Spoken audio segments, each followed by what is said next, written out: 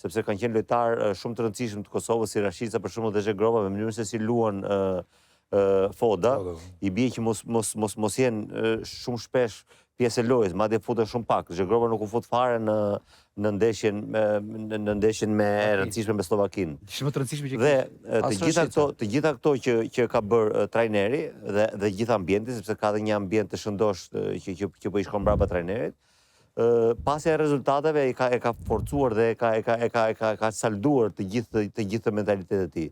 Dhe ka ardhur Kosova në një pikë tani që po luan një ndeshje shumë të rëndësishme. Çfarë është karakteristika që e Kosovës që na pëlqen të gjithë neve, që na entuziazmon, po jo të gjithë e realizojmë atë. Kosova është një ekip i cili luan me shumë ritëm, luan me shumë energji të mirë, luan me shumë lojtarë përpara, pra çon shumë lojtarë përpara në sulm.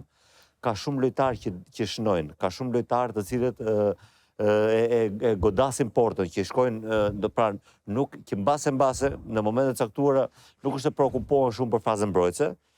Pra është një skuadër që fiton 4-3, pra siç është ky rezultati, që nuk fiton 1-0. Por ajo që mendoj në raport me ndeshjen nesër, sepse gjithë analizën do ta bëjmë të projektuar në ndeshjen nesër me Turqinë, sepse ajo është interesi jonë më i madh. Kontare fort shumë. Është që kështu siç është përbërja e Kosovës, dhe kështu siç luan Kosova, më duket që e ka shumë kollaj të mundit të gjithë ekipet që janë në nivel me të ose pak më të dobët se ajo. Se unë mendoj se Slovakia nuk ka ekip më të mirë se Kosova. Dhe Kosova e mundi bindshëm. Por marrja 3 golave atje duhet të jetë një sinjal alarmi për trajnerin dhe për stafin.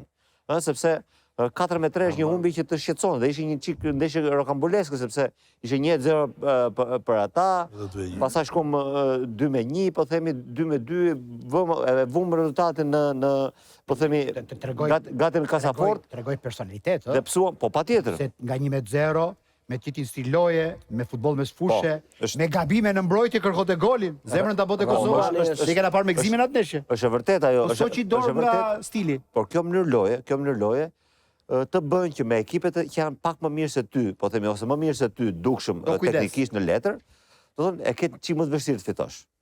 Ose duhet të bësh ndeshje gati perfekte. Por unë mendoj që të luajtur brenda në Kosovë, që luajtur ndeshja në Prishtinë, atmosfera e krijuar dhe të gjitha ato do ta ndihmojnë ekipin që mbase ta zbusi këtë diferencë teknike që mund të ketë me Turqinë, sepse diferenca është. Unë pash ndeshjen Turqi-Rumani.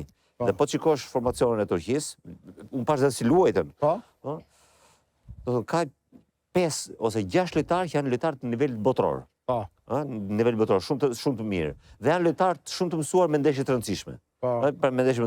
Por gjithsesi unë shpresoj që Kosova e ka parë ato 3 golat që ka psuar me Slovakinë. Kanë dhënë leksionet e duara dhe mendoj që do bëjnë disa rregullime të vogla në raport me kundërshtarin.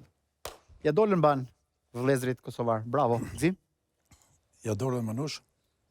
Edhe do të thoja një gjë. Ti çfarë pyete pse neve jemi shumë euforik se ata? E di pse e bëra para këtë diskutim ndoshta edhe me Anin, çfarë që ne sikur marrim zjarr në herë. Po me që merrti rradh tani, po e them tani. Neve euforinë e kemi këtu në biznes. E komandojmë euforinë. Siç komandojmë heshtjen.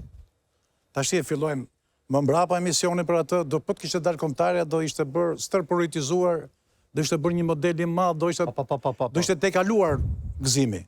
Kurse ata kanë një lloj projektimi, ndoshta vjen nga kultura që vijnë nga një histori tjetër, po vetëm që janë me këmbët në tokë. Do të thoya që gjë ka bërë përshtypje, unë kam thënë shpesh këtu në emisioni që ata janë treguar shumë të jashtëzakonshëm futboll, nëse në një ditë do bëhet historia e tyre film, ata një kombëtare ne kanë dhënë, një kombëtare e kanë për vete. Edhe një e kanë Zvicër. Dhe për vete janë shumë të vegjël në moshë dhe kanë ikë përpara. Po. Kanë ikë përpara, sot i kemi zili. Pse ata luajnë në sulm dhe ne jemi të friksuar? Pse ata kanë trajnerin Foda që i lëshon dhe i shkon mbas vlerës lojtarëve, kurse neve kemi trajner që ka frikë që lojtarët shprehin maksimumin e tyre, ose që lojtarët më të mirë nuk luajnë, po luajnë ato emrat që do ai, eksperimentet që do ai. Do të jap një krahasim Manush.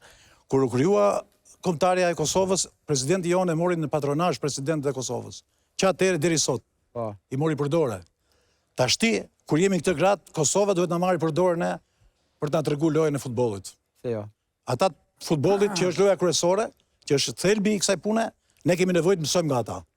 Ne ti mësojmë zyrat, ata futbollin. Ata ne i kemi mësuar zyrat, si votohet, ç'a bëhet, ku bëhet, dhe ata po na mësojnë futbollin. Den si simbioz. Eci? Doktor, ty si po duket Kosova? Personalisht them që euforizmi që ato kanë Është vërtet që njeh trajnerin, ke njoh personalisht trajnerin e Kosovës? Patjetër, për shumë vite ai ka luajtur në Graz. Ka qenë pjesë e shturm Graz, aso kohë një ekip që Çfarë personazhi është ky? Çfarë personaliteti ka trajneri? është jashtëzakonisht shumë i qetë, është person që nuk bën kompromisa dhe në loja ashtu ka qenë. Gjermanik edhe në skema. Po, në të gjitha. Ai ka luajtur aso kohë luante shturmin me qendërmbrojtës dhe të lira, ishte libero i. Ai më duket se ka temën e ka italiane? Apo nga prindë? Tjatin. Pra një nga prindë ka italian, pra është një miks i lezetshëm. Po ka jetu dhe ka lind gjermanik, ka jetu gjithë. Mentaliteti është komplet gjerman, nuk ka fare dhe unë besoj që kjo zgjedhja që ai ka bërë dhe mos pajtueshmëria me fut siç tha Zhegrovën e tjerë, kjo është tipike e natyrës tij. Për sa i përket Kosovës, unë mendoj që euforizmi që ato kanë për momentin është më se justifikuar. Djemtë janë të jashtëzakonshëm, janë lojtarë që janë të rritur jashtë Shqipërisë, jashtë të Kosovës, kanë atë mentalitetin fitues. Mendoj që nesër do të ketë një provim shumë të vështirë. Turqia, përpos gjithë të tjerave, është një ekip me një nivel shumë të lartë teknik dhe janë, si shta dhe Redi, janë shumë të mësuar me këto neshet KO të vështirë, se kjo është nishe KO. Është ky trajneri, modeli trajnerit gjerman, fliku që i dhe në sulm. Sot 3 gola, pa ma kërko gole 4, gole 5. Ma përshkruaj që këtë Kosovën e sot. Base nuk ishte ajo fizionomia që do të donte ai të fillonte ndeshja për mua dhe që lejoj golat, se në përgjithësi nuk kam mësuar golat të këtij lloji. Por tregoj gjithmonë atë forcën e karakterit të Kosovës që vazhdoi si një ekip i madh, si një Liverpool ose si një Bayern Munich, që edhe kur është fitore sulmon, jo si disa, se ne kemi ngjasojmë te stili italian që fillojmë bëjmë racional, mbrojmë, bëjmë llogari. Ata në këtë ndeshje që pa shumë luajnë një futboll shumë të bukur dhe shpresoj edhe nesër, pavarësisht se do ta krahasoja me atë Davidin me Goliatin si histori, edhe si kom Turqia i madh, edhe si organizim Kosova me pak vite, po që ekipin e ka, edhe për ta mundur, do jetë diçka surprizë, po që ne shpresojmë që... E dinë se çfarë duan. Pa diskutim. Aq të saktë ata. Është një ekip shumë modern, shumë racional dhe me këmbë tok. Është me këmbë tok. Pavarësisht rezultatit të nesër, mbetet një ndeshje historike dhe tepër e bukur. Megjithatë, a mund ta themi ne binshëm që Kosova e ka biletën drejt botrorit, Fakaj? Absolutisht jo. Se në qoftë se themi këtë, bie që ndeshja nesër s'ka nevojë të zhvillohet. Përkundrazi, unë besoj që tani mirë kuptoj edhe tifozlikun e Jo, në rregull, e kuptova atë. Duhet dhe një rik shumë. Tjetër është dëshira dhe tjetër është realiteti.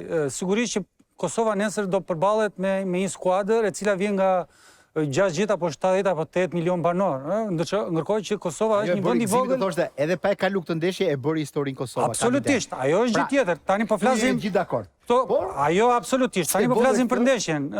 Sigurisht futboll, nuk është vetëm ku ka shkuar. Është mirë edhe kur fiton kur i rezervuar ndonjëherë. Po. Jo, s'mbarova se s'fillova.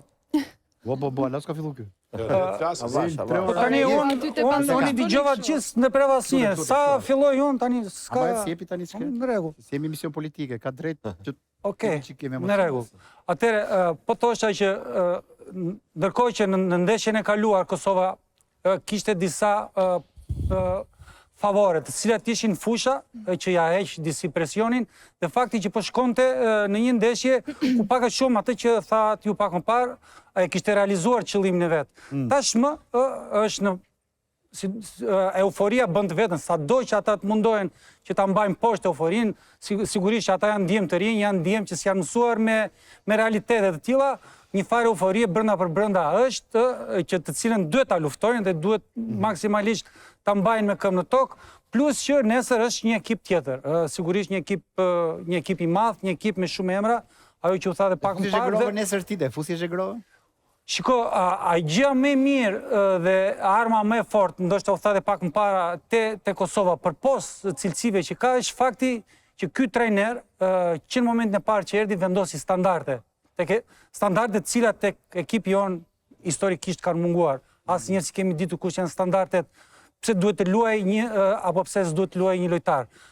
Ky ishte trajner që Redi tha pak më parë, uli në stol si Milot Rashicën, uli Zhegrovën, dy hyje që askush nuk e kishte, as në mendje nuk e çonte që ata. Dhe po, në një moment edhe e ka përjashtuar. Ndërsa Tene nuk ka pasur kur standard dhe kjo kam përshtypjen është një armë shumë e fortë.